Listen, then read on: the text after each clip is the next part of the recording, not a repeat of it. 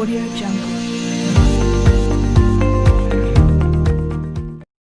Assalamualaikum warahmatullahi wabarakatuh. Perkenalkan, nama saya Dina Herawati dari Lokal B5 AS Putri semester 3. Baiklah, di sini kita langsung saja membahas tentang materinya. Yang pertama adalah hukum waris. Hukum waris adalah peraturan yang mengatur proses peralihan harta kekayaan baik yang berwujud maupun yang tidak berwujud dari pewaris kepada ahli waris. Contohnya, misalnya dalam suatu keluarga memiliki 5 anggota keluarga, terdiri orang tua dan 3 anak laki-laki. Maka saat orang tuanya meninggal, otomatis ketiga anak tadi menjadi pewaris harta benda yang ditinggalkan.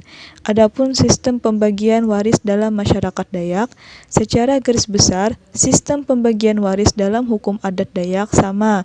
Tata cara pembagian yaitu dengan bagi rata, tidak memandang jenis kelamin. Yang kedua yaitu badan hukum.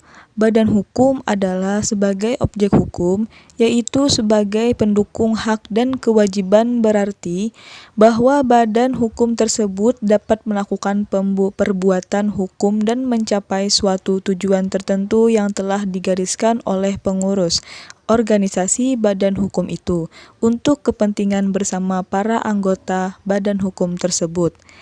Ciri-ciri badan hukum: 1. Memiliki kekayaan sendiri yang terpisah dari kekayaan orang-orang yang menjalankannya. 2. Memiliki tujuan tertentu. Bentuk-bentuk badan hukum: 1. Penghimpunan. 2. Persekutuan orang. 3. Organisasi. Jenis-jenis badan hukum: 1. Badan hukum publik. 2. Badan hukum privat. Yang ketiga yaitu asas-asas hukum perdata. Asas yang pertama adalah kebebasan berkontrak. Asas ini mengandung arti bahwa masing-masing orang dapat mengadakan perjanjian baik yang sudah diatur dalam undang-undang. Asas kepercayaan. Asas ini mempunyai arti bahwa setiap orang akan mengadakan perjanjian dengan memenuhi masing-masing prestasi di antara kedua pihak. Asas persamaan hukum. Asas ini mempunyai maksud bahwa subjek hukum yang membuat perjanjian mempunyai kedudukan hak dan kewajiban yang sama dalam hukum. Asas moral. Asas moral merupakan asas yang terkait dalam perikatan wajar. Ini artinya perilaku seseorang yang sukarela tidak dapat menuntut hak baginya untuk menggugat prestasi dari pihak debitur. Asas kepribadian memberikan perlindungan hukum kepada debitur dan kreditur, tetapi yang membutuhkan perlindungan adalah debitur karena berada di posisi yang lemah. Asas etikat baik. Sesuai dengan pasal 1338 ayat 3 KUH Perdata, asas ini berhubungan dengan pelaksanaan perjanjian. Asas ini menyatakan bahwa apa yang hendak dilakukan dengan pemenuhan tuntutan keadilan dan tidak melanggar kepatutan. Yang keempat adalah hukum perjanjian. Perjanjian adalah suatu peristiwa di mana seseorang berjanji kepada seseorang lainnya atau di mana dua orang itu saling berjanji untuk melaksanakan sesuatu hal. Suatu perjanjian adalah semata-mata untuk suatu persetujuan yang diakui oleh hukum. Asas-asas hukum perjanjian. 1. Asas konsensualisme. Perjanjian terjadi karena adanya perjumpaan kehendak dari pihak yang membuat perjanjian. 2. Asas kebebasan berkontrak. Adalah perjanjian para pihak menurut kehendak bebas membuat perjanjian dan setiap orang bebas mengikat diri dengan siapapun yang ia hendaki. Macam-macam perikatan dalam hukum perjanjian. 1. Perikatan bersyarat. 2. Perikatan yang digantungkan pada suatu ketetapan waktu. 3. Perikatan yang membolehkan memilih. 4. Perikatan tanggung-menanggung. 5. Perikatan yang dapat dibagi dan tidak dapat dibagi. 6. Perikatan dengan penetapan hukuman. Yang kelima yaitu hukum keluarga. Hukum keluarga adalah hukum yang mengatur tentang perkawinan dan segala akibat hukumnya. Hukum perkawinan termasuk hukum keluarga. Keluarga adalah unit terkecil dalam masyarakat yang terdiri dari suami, istri, dan anaknya. Sumber hukum keluarga dibedakan menjadi dua, yaitu sumber hukum tertulis dan sumber hukum tidak tertulis. Yang pertama ada sumber hukum tertulis, yaitu A. Kaidah-kaidah hukum yang bersumber dari undang-undang jurisprudensi dan traktat. B. KUH Perdata.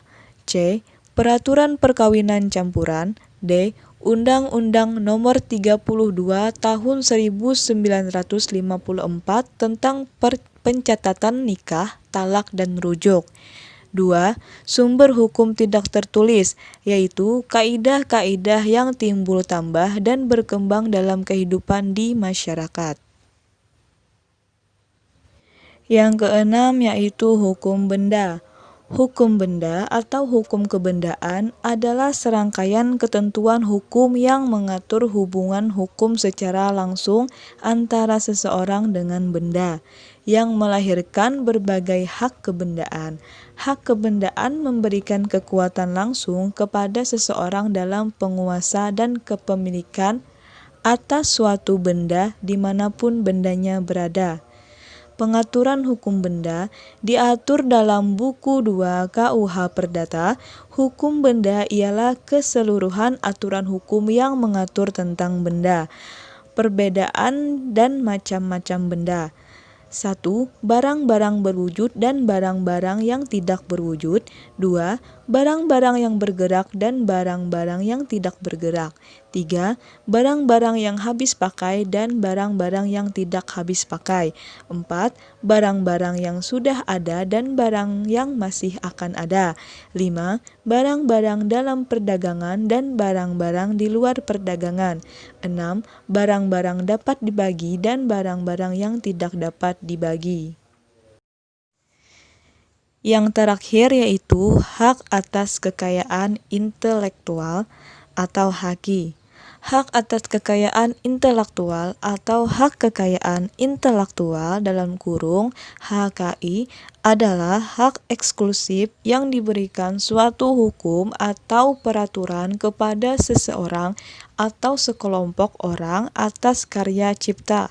HKI dalam dunia internasional dikenal dengan nama Intellectual Property Right atau IPR, yaitu hak yang timbul dari hasil oleh pikir yang menghasilkan suatu produk.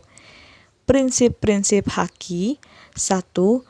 Prinsip ekonomi. 2. Prinsip keadilan. 3. Prinsip kebudayaan. 4. Prinsip sosial. Dasar hukum HAKI adalah dalam penetapan HAKI tentu berdasarkan hukum-hukum yang sesuai dengan peraturan yang berlaku. Dasar-dasar hukum tersebut antara lain adalah Undang-Undang Republik Indonesia Nomor 19 Tahun 2002 tentang Hak Cipta. 2. Undang-Undang Republik Indonesia Nomor 24 Tahun 2002 tentang Hak Paten. Sekian video dari saya dan terima kasih sudah menonton. Wassalamualaikum warahmatullahi wabarakatuh.